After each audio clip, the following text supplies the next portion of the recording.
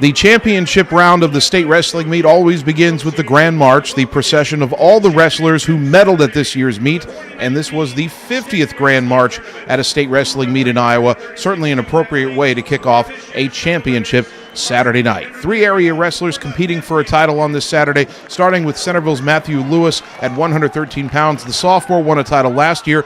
He was taken down in the first period by Isaiah Weber of Independence, but in the second period, Lewis started on top, and he wouldn't leave until he won a title.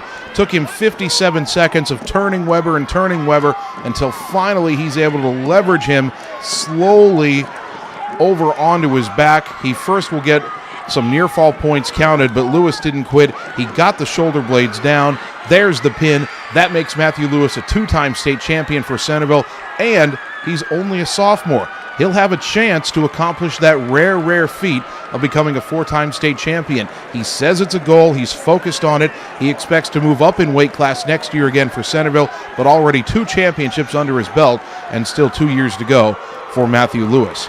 His teammate, fellow sophomore Nathaniel Gino Bana at 120 pounds, facing Drake Doolittle of Webster City for that 2A title. Doolittle lost a title match 2 years ago to Aiden Reeves of Albia.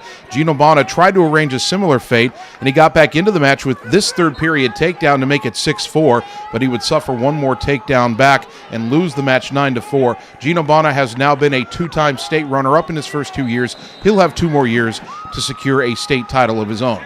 Sage Walker of Eddie Blakesburg Fremont, 170 pounds, facing Paul Ryan of Mount Vernon, both undefeated for this 2A title, and it showed. Neither could take the other one down through the first 2 periods.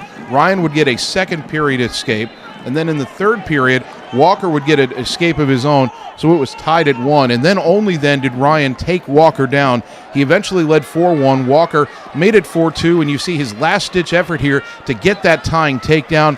Nearly got there, needed to get those legs out and get around, but he just ran out of time. His first loss of the year comes in the state final, and as a junior, he settles for a runner-up finish, but he'll be back next year.